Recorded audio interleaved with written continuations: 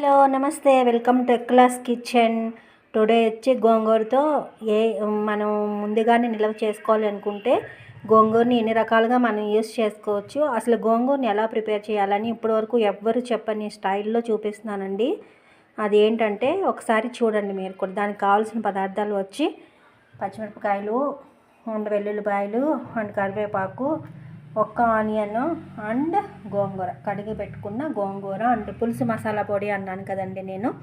ఈ ధనియాల్లో అన్నీ వేస్తారని చెప్పాను కదా, జీలకర్ర, మెంతులు, ఆవాలు, కరివేపాకు, బియ్యం, మినపప్పు, శనగపప్పు, మిరియాలు, ధనియాలు అన్నీ మిక్సీ కొట్టిన పౌడర్ అనమాట ఇది. అది ఒక పౌడర్, ఒక స్పూన్ కావాలి. అండ్ గోంగూర అండ్ సాల్ట్ కావాలి. ముఖ్యంగా ఆ తర్వాతకి ఆవాలు కావాలి అండ్ పసుపు కావాలి. కావాల్సిన ఇంగ్రీడియంట్స్ వచ్చి ఇవి ఎట్లా చేయాలో చూద్దాం. గోంగూర ప్రొసీజర్ చూద్దామండి, కుకింగ్ ప్రొసీజర్. ఫస్ట్ నేను పెనం పెట్టుకున్నాను, పెనంలో ఆయిల్ వేసుకున్నాను. ఆయిల్ వేసుకున్నాక ఆవాలు వేసుకున్నానండి. ఆవాలు చిటపట్లు ఆడిన తర్వాత వెల్లుల్లిపాయలు అనేది వేసుకోవాలన్నమాట. ఫస్ట్ చూడండి ఫ్రెండ్స్, ఆవాలు చిటపట్లు ఆడండి, కంపల్సరీగా చిటపట్లు ఆడాలి. ఆవాలు చిటపట్లు ఆడితేనే కూర అనేది టేస్ట్ ఉంటుంది, లేదంటే చేదొచ్చేస్తుందండి, ఏమి బాగా. అట్లా చిటపట్లు ఆడిన తర్వాత వెల్లుల్లిపాయ రబ్బలు వేసుకోవాలి. వెల్లుల్లిపాయలు కూడా కొంచెం వేగాలి. చూడండి ఫ్రెండ్స్, వెల్లుల్లిపాయలు కూడా వేగినాయి కదా. ఇప్పుడే ఆనియన్స్ వేసుకోండి. ఆనియన్స్ వేసుకున్న తర్వాత పచ్చిమిరపకాయలు కొంచెం ఎక్కువ వేసుకోవాలండి. గోంగూర పుల్లగా ఉంటుంది కాబట్టి కారం అనేది ఎక్కువ తీసుకుంటుంది. అలాగే కరివేపాకు కూడా ఇట్లా చిటపట్లు ఆడాలి. ఇవన్నీ బాగా ఫ్రై చేసుకోవాలండి. చూడండి ఫ్రెండ్స్, ఇలా ఫ్రై అవుతున్నప్పుడు పసుపు వేసుకోవాలి. పసుపు వేసుకున్నాక గోంగూరకి సరిపడా సాల్ట్ కూడా వేసుకోవాలి. వేసుకొని బాగా ఫ్రై చేసుకోవాలి. ఇది ఫ్రై అయిన తర్వాత గోంగూర యాడ్ చేసుకోవాలి. చూడండి ఫ్రెండ్స్, బాగా వేగింది కదా. ఇప్పుడు గోంగూర వేసేసుకోండి. బాగా కడుక్కోవాలండి గోంగూర కూడా. ఇప్పుడు ఉప్పు నీళ్ళల్లో కడుక్కోవాలి. లాస్ట్లో వచ్చి ఉప్పు నీళ్ళల్లో కడుక్కోవాలి, లేదంటే ముందు కొంచెం ఉప్పు నీళ్ళల్లోనే నానబెట్టుకోవాలి. అలా లేనప్పుడు లాస్ట్లో మాత్రం ఉప్పు నీళ్ళల్లో కడుక్కోవాలన్నమాట. ఎందుకంటే దానిపైన ఫంగస్ కానీ ఎరువులు కానీ ఏమైనా పురుగులు అవి పాకుతూ ఉంటాయి కదా, వాటి యొక్క ఇన్ఫెక్షన్స్, గుడ్లు అవన్నీ ఉప్పులో కడుక్కోవడం వలన అవన్నీ చచ్చిపోతాయి అన్నమాట. కాబట్టి మనకు కూడా ఆరోగ్యానికి మంచిది. మనం కొంచెం లేట్ అయినా కూడా మంచిగా హెల్తీగానే చేసుకోవాలండి. హడావుడిగా చేసుకోకూడదు. ఇదేంటంటే ఇలా ఏం చేసుకుంటాం కదా, వేయించి పక్కన పెట్టుకొని మనం ఎప్పుడు కావాలంటే అప్పుడు కొంచెం ఉప్పు చేపల్లో కానీ ఏదైనా కర్రీస్లో కూడా యాడ్ చేసుకోవచ్చండి. గోంగూర రైస్లో కూడా చేసుకోవచ్చు అనమాట. ఇట్లా ఎక్కువ రోజులు ఫ్రిడ్జ్లో గోంగూర నిల్వ ఉండదు కదా, ఫలంగా నిల్వ ఉండదు.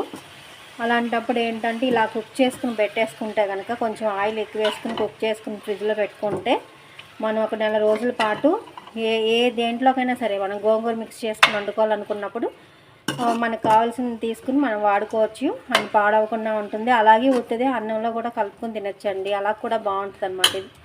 ఇదేంటంటే బాగా మగ్గాలి, పచ్చివాసన పోయి గోంగూర అనేది బాగా మగ్గేంత వరకు మనం వెయిట్ చేద్దాం. తర్వాత ఏమేమి ఇంగ్రీడియంట్స్ వేయాలో చూద్దాం.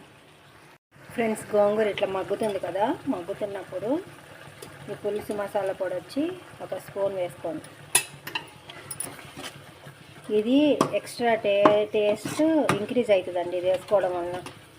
ఒకవేళ ఇది మీ దగ్గర లేకపోతే కనుక ధనియాల పొడి వేసుకోండి. ధనియాల పొడి వేసుకున్న కొంతగా కొంచెం బాగుంటుంది అన్నమాట. ఇది బాగా మగ్గిపోవాలి, బాగా మగ్గనిద్దాం. ఫ్రెండ్స్, ఇందాక నేను చికెన్ కర్రీలో టమాటా వేయడం మర్చిపోయాను.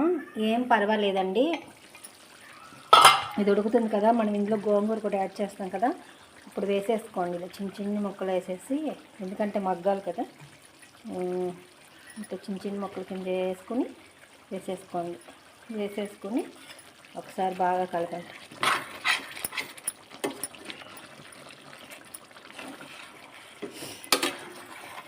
చూడండి ఫ్రెండ్స్, బాగా కుక్ అయింది కదా, సూపర్గా ఉందండి. ఇప్పుడే అదిరిపోయింది. టేస్ట్ కానీ స్మెల్ కానీ ఎక్సలెంట్గా ఉంది. ఇలా కూడా మనం తినేయచ్చు.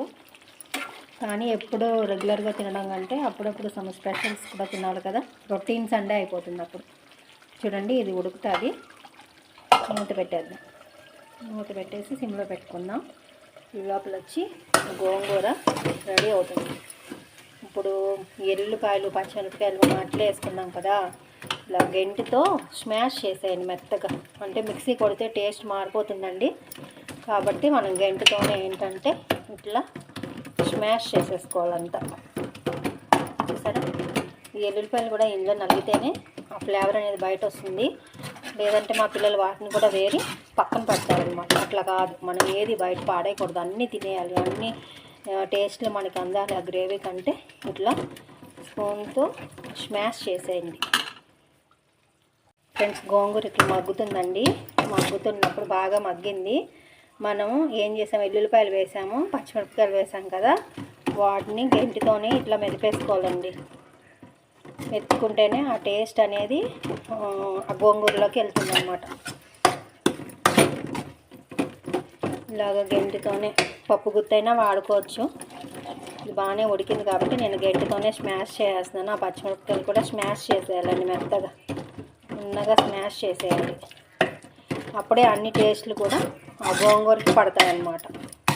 అండ్ ఫ్లేవర్ అండ్ టేస్ట్ కూడా అదిరిపోయింది.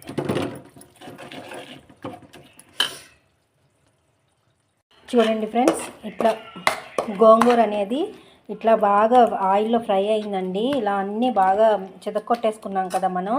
ఇది ఇలా గిన్నెలోకి తీసి పెట్టుకుంటే మనం వీటిని ఎలా అంటే, మనకి ఏదన్నా గోంగూర వేసి ఎండి చేప వండుకోవాలన్నా, చికెన్ వండుకోవాలన్నా, మటన్ వండుకోవాలనుకున్నా, లేదంటే ఇంకేమన్నా చట్నీ చేసుకోవాలనుకున్నా, అసలు ఏమీ లేదనుకోండి, మన లంచ్ బాక్స్లోకి ఏమీ లేదు, ఇంట్లో తినడానికి ఏం కూర లేదన్నప్పుడు కూడా ఒక రవ్వ తీసుకుని నెయ్యి వేసుకొని తింటే కనుక ఎక్సలెంట్గా ఉంటుందండి. అదిరిపోతుంది. ఇది ఇప్పటి వరకు యూట్యూబ్లో కూడా ఎవ్వరూ చెప్పలేదండి దీన్ని. ఇది గోంగూర పిక్కలన్నీ అని కూడా యూస్ చేసుకోవచ్చు.